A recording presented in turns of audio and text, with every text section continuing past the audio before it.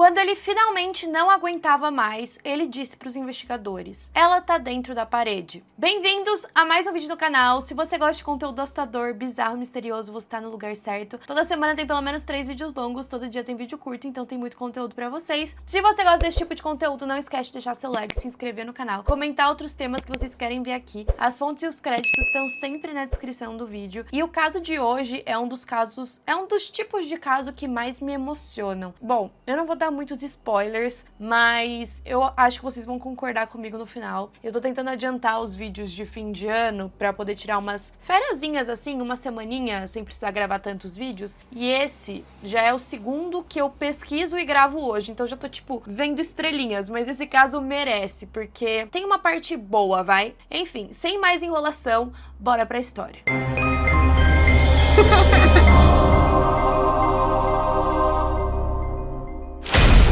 Kate Beers, de 9 anos de idade, nasceu em Bayshore, em Nova York, no dia 30 de dezembro de 1982. A infância dela foi bem difícil. A mãe dela, a Marilyn, dizia que o pai dela era desconhecido, afinal aquela gravidez tinha sido fruto de um relacionamento casual. Além disso, ela era bem negligente com os filhos, e a maior parte do tempo eles ficavam com a madrinha deles, chamada Linda. Então a Kate e o meio-irmão mais velho dela, o John Beers, ficavam na casa da Linda, que morava com o marido dela, um cara chamado Salvatore Inghileri. No começo, antes da Kate ficar mais tempo na casa da Linda, a Linda frequentava bastante a casa da mãe dela. E ela observava que a Kate fazia várias tarefas domésticas e a Linda até ajudava ela. Mas depois de um dia que ela viu que a Marilyn, a mãe da Kate, estava deixando ela sozinha lá o dia todo, ela pegou a Kate e levou para casa dela. Então agora a Kate passava os dias nessa casa, que aparentemente para as pessoas de fora era um lugar bom e onde ela era bem tratada, mas a verdade era diferente. De acordo com a Kate, a Linda obrigava ela a ser quase como uma funcionária doméstica. Na verdade, as palavras que a Kate usou era como se ela fosse uma escrava. Com tantas tarefas domésticas que a Linda pedia para Kate fazer na casa dela, ela mal tinha tempo de ir para a escola e ela ficava dentro da casa só observando pela janela as outras crianças brincando. A Kate tinha só 9 anos de idade. E para piorar a situação, o Salvatore, o marido da Linda, abusava sexualmente da Kate. E esse abuso começou quando ela tinha só 2 anos de idade. Apesar de toda essa situação, dela ser abusada e dela ter que fazer todas essas tarefas domésticas, ainda assim ela preferia aquilo do que ficar com a própria mãe. E ela tinha bastante medo do Salvatore, então ela não chegou a contar pra ninguém que ela estava sendo abusada. Quando ela foi crescendo e foi finalmente criando coragem de contar pra alguma pessoa o que estava acontecendo, ela contou pra Linda, mas infelizmente a Linda não acreditou e ficou do lado do marido. A Linda dizia que ele jamais seria capaz de fazer algo assim. O que me espanta, afinal o Salvatore também era bem abusivo com a Linda. Só que agora, com as acusações da Kate, a Linda não queria mais a garota na casa dela, o que obrigou a ela voltar para casa da mãe. Quando ela voltou para casa, ela criou coragem de contar para a mãe dela o que estava acontecendo na casa da madrinha. E a mãe ficou bem indignada. Ela foi a primeira que tomou alguma atitude e decidiu prestar uma denúncia na polícia. Só que antes de prestar essa denúncia, a Kate foi conversar com a Linda e parece que as coisas se acalmaram a ponto de tudo voltar à normalidade e a Kate também voltar a frequentar aquela casa. Então a Kate decidiu conversar com os vizinhos sobre a situação e ela foi atraindo outros olhares para ela. Uma dessas pessoas era um cara chamado John Esposito. Ele era vizinho da Linda e do Salvatore e ele frequentava bastante a casa. Ele sempre levava chocolates para Kate e ela, que vivia em uma situação tão terrível, ver um gesto carinhoso de uma pessoa diferente fez com que o John conquistasse a confiança da Kate muito rápido. Então ela foi ficando cada vez mais confortável de contar para ele o que estava acontecendo na vida dela. E o John parecia mostrar compaixão. Ele tentava acalmá-la e dizer que as coisas iam melhorar. A Kate começou a vê-lo quase como um melhor amigo, já que ela não podia brincar com as crianças na rua. Então ela estava bem próxima dele. E o serviço social foi acionado várias vezes meses, já que a Kate não estava frequentando a escola. Mas os professores não insistiram com o caso. No dia 28 de dezembro de 1992, a Kate teve uma briga dentro da casa da Linda e ela pediu para ela ir embora. A Kate ficou bem abalada, começou a chorar e a única pessoa que ela encontrava um conforto era o John. Então ela foi até ele, contou o que tinha acontecido e ele tentou confortá-la de alguma forma. Ele perguntou o que a Kate queria fazer no aniversário dela, que seria dali 2 dias. E ele perguntou se ela não gostaria de visitar uma feira chamada Spaceplex, que era um lugar que tinham vários fliperamas e jogos eletrônicos. Então o John foi pedir autorização para Linda se a Kate podia ir junto com ele. E a Linda, como via que ele estava sempre ali e ele estava sendo muito bondoso, ela falou: não, vai, faz esse agrado para ele, e é isso. Naquela época, o John tinha 43 anos de idade e naquele dia ele deveria levá-la para essa feira, mas ao invés disso eles foram até a casa dele primeiro. Ele disse que ia levar a Kate até o andar de cima da casa porque ele tinha vários jogos para ela jogar. E ele realmente tinham vários jogos de tabuleiro, tinha mesa de sinuca, era quase que uma sala de jogos mesmo. A Kate achou aquilo estranho, ela perguntou se eles não iam para o Spaceplex e ela pediu para ir embora. Só que o John tentou acalmar ela e pediu para ela sentar no colo dele. Acabou a energia. Voltou. Vai chover aqui em São Paulo e a luz está oscilando. Bem nesse momento.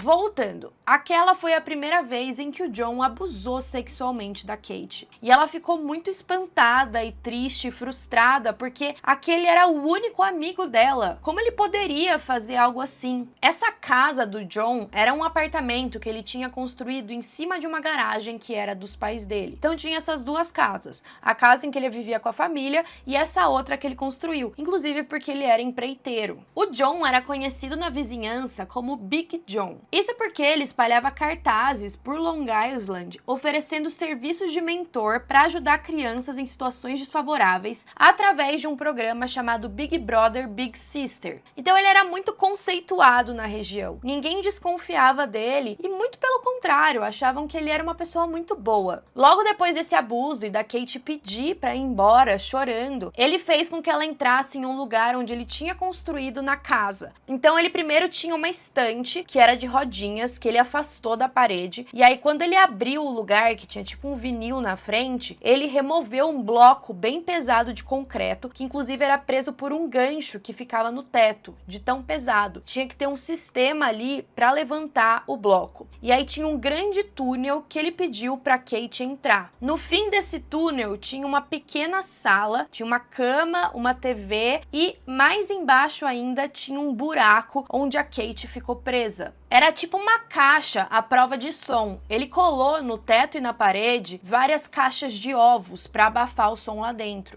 Ele acorrentou ela pelo pescoço. Depois saiu, fechou aquele bloco de concreto e colocou a estante na frente, como se nada tivesse acontecido. A Kate agora, lá dentro, sozinha, no escuro, ficou desesperada. Ela não sabia o que pensar, ainda mais com aquele choque da única pessoa que ela confiava ter feito algo assim com ela. Ela pensou que ela ia morrer ali. Dentro desse bunker tinha um sistema de monitoramento onde o John conseguia ver todo o movimento que tinha dentro da casa, inclusive os da Kate. Isso mostrava que aquele lugar tinha sido planejado anos antes. Logo depois do John aprisionar a Kate, a mãe dela recebeu uma ligação. Nessa ligação, a Kate dizia para a mãe que ela tinha sido sequestrada por um homem com uma faca, que ela precisava desligar porque ele já estava vindo.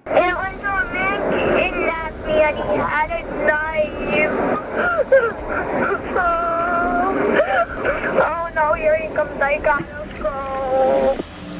Katie. Antes que ela pudesse pedir mais detalhes, a ligação acabou. Então a Marilyn, junto com a Linda e o Salvatore, foram prestar uma queixa de sequestro para a polícia. A polícia iniciou uma investigação imediatamente e a única coisa que eles tinham era que a Kate estava indo para aquele Spaceplex. Eles vasculharam todos os cantos do local, mas não encontraram nada. Então eles decidiram conversar com os vizinhos para saber se alguém sabia de alguma coisa. Só que a Linda nunca tinha deixado ela conhecer o bairro e muito menos conversar com outras pessoas. Com isso, a polícia tornou o casal e a mãe da Kate como os principais suspeitos. Afinal, ninguém mais conversava com a garota. A polícia interrogou os três, mas eles não conseguiam nenhuma evidência. Algo que eles acharam muito estranho é que na ligação a Kate mencionava a palavra sequestro. E eles acharam muito estranho que uma garota de 10 anos fosse usar essa palavra. Ou seja, ela estava sendo direcionada por alguém. Então, talvez aquela história tivesse sido forjada pela própria família. Até porque a gente estava numa época que sequestros forjados por familiares estava sendo bem comum. Depois que eles localizaram essa ligação, eles descobriram que o John voltou pro Spaceplex sozinho, fingindo que tinha perdido a Kate. Ele fez um grande escândalo tentando chamar atenção para ele, e aí ele poderia criar um álibi. Enquanto isso, a Kate, presa dentro daquela caixa, percebeu que tinha uma tábua meio solta. Ela conseguiu afastar a tábua e subir para a parte maior do bunker. Lá ela começou a revirar tudo para tentar encontrar algo que ajudasse ela na fuga. E ela conseguiu encontrar um molho de chaves que ela escondeu embaixo do colchão da cama dela. E aí ela imaginou que elas poderiam ser usadas em algum momento no futuro, mas depois começou a ouvir uns passos. E aí ela tentou voltar para aquela caixa que ela tava, mas ela não conseguiu a tempo. E o John percebeu que ela tinha subido para a parte maior. Nessa hora ele abusou dela de novo. Com o passar dos dias, a Kate descobriu que aquelas chaves eram usadas para abrir a corrente que estava prendendo o pescoço dela. Então sempre que ele deixava ela sozinha, ela conseguia abrir a corrente e aí quando ele estava voltando, ela colocava de novo do mesmo jeito que ele tinha colocado para ele não desconfiar de nada. Só que o John começou a ceder conforme os dias foram passando e ele permitia que ela fosse para essa parte maior quando ele estava junto. Ele levava cobertores e alimentos para ela e a televisão ficava ligada 24 horas por dia, o que foi muito bom para Kate porque ela conseguia acompanhar as notícias sobre o próprio desaparecimento. E ela vê que os policiais e até mesmo aquela família problemática ainda estavam procurando por ela, dava esperanças. A mãe da Kate insistia com a polícia que os responsáveis pelo sequestro tinham sido a Linda e o Salvatore. E ela usava os abusos como desculpa. Ela falava, vocês não estão vendo? Tem evidências de que a minha filha era abusada por esse casal, é claro que eles fizeram alguma coisa. Mas a polícia ainda desconfiava da mãe por toda a negligência com a filha. Eles inclusive achavam que o meio-irmão da Kate, o John, estava nessa junto com a mãe e que talvez eles tivessem encomendado uma terceira pessoa para fazer aquilo por eles. E aí eles começaram a desconfiar que talvez essa terceira pessoa tivesse sido John. Afinal, ele também frequentava a casa. Quando o John foi investigado, a polícia percebeu que tinha um espaço de tempo de meia hora em que ele não conseguia explicar o que ele estava fazendo. Além disso, testemunhas viram ele chegando sozinho no fliperama. Só que quando eles revistaram a casa dele, eles não encontraram nada. Não tinha nenhuma evidência daquele bunker secreto. Aí eles foram questionar as outras pessoas daquele programa Big Brother e Big Sister. Só que eles descobriram que ele não tinha sido aceito para participar do programa. Isso por conta da vasta ficha criminal que ele já tinha. O John tinha uma ficha de ser predador sexual e tinha o costume de oferecer doces para as crianças. Ele chegou até mesmo a abusar sexualmente do irmão da Kate, o John. Mas ele acabou desistindo dele quando ele atingiu certa idade, porque ele considerava ele velho demais. Antes da Kate nascer, ele já tinha sido detido por tentativa de sequestro. E ele próprio se declarou culpado, mas não foi acusado por esse crime. Conforme as investigações iam seguindo, logo a Marilyn, a Linda e o Salvatore foram descartados como suspeitos, porque todos eles tinham álibis muito sólidos do dia em que a Kate desapareceu, e mais, não foi encontrado nada na casa de nenhum deles. Então o John Esposito foi o único considerado suspeito. Foi solicitada inclusive a ajuda do FBI no caso. Eles analisaram aquela ligação que a Kate teria feito para a mãe, e foi descoberto que eles tentaram fazer aquela ligação sem sucesso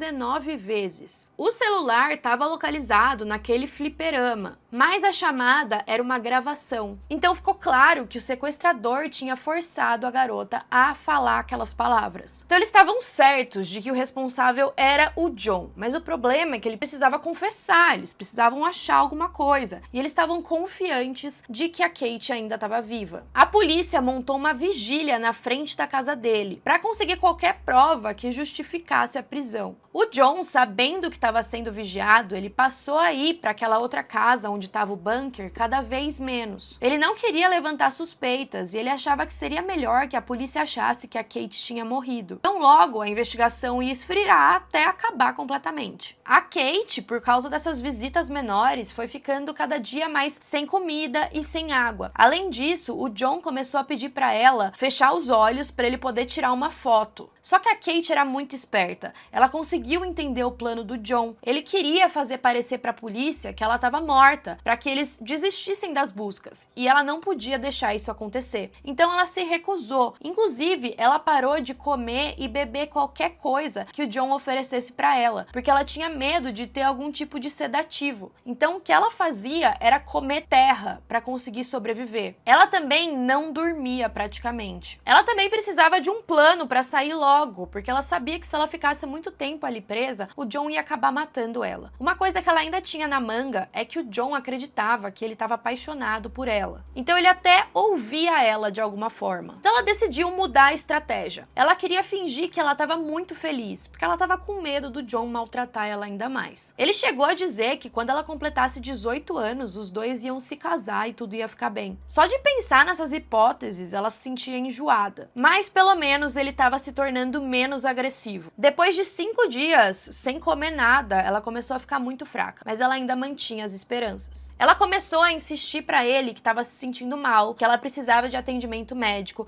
que ela precisava sair dali. Ao mesmo tempo, o John estava se sentindo muito pressionado pela polícia. Ele não sabia o que fazer. Foi aí que ele decidiu confessar que ele tinha sequestrado a Kate. Depois de 17 dias, ele foi até o advogado dele e disse que sabia onde a Kate estava. Então o advogado o levou até a delegacia e foi aí que ele disse que a Kate estava dentro das paredes. Ele levou os policiais até aquele suposto bunker. Ele tirou a escrivaninha, levou eles pelo corredor e aí removeu aquela placa pesada de concreto. A polícia encontrou a Kate muito fraca e eles ficaram se perguntando como ela tinha sobrevivido por tanto tempo. Apesar disso, eles também disseram que parecia que ela tinha chegado de um cinema. Ela estava bem feliz e animada, empolgada de finalmente ter sido encontrada. Depois de revistar mais uma vez a casa dos John, a polícia encontrou vários porões. Um deles ficava no porão da casa principal do John. A largura era de 60 centímetros e tinha 5,5 metros de profundidade. Foi ali onde ele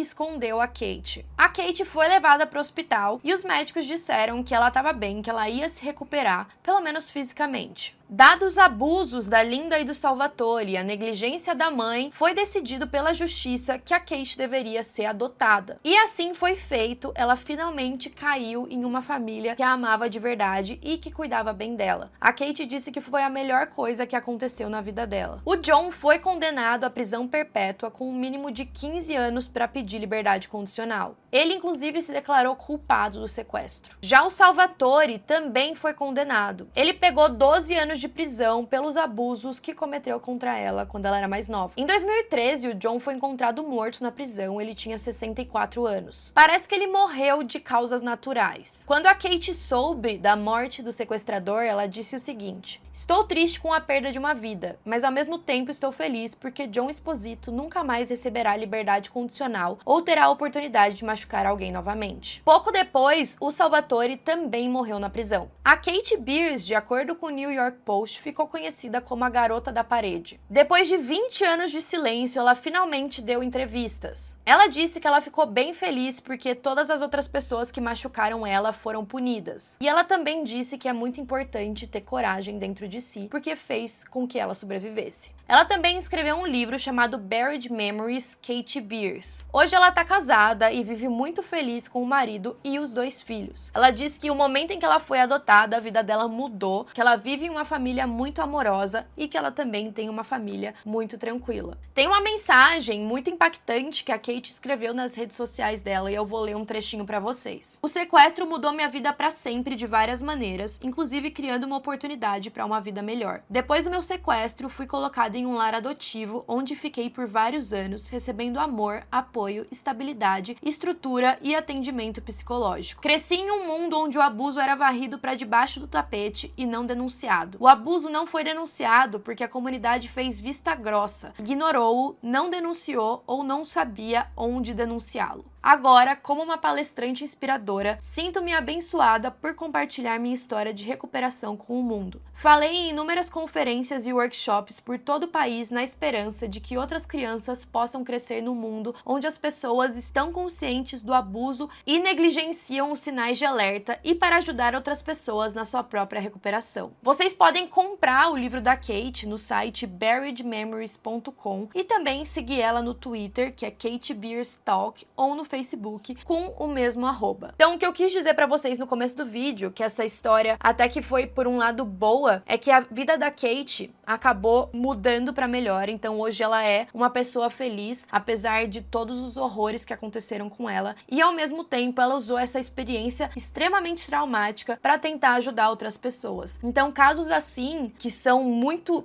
tristes e que tem uma reviravolta, algo de bom que as pessoas conseguem tirar disso, me deixam um pouquinho mais aliviada. Enfim, comentem aí o que vocês acharam e até a próxima.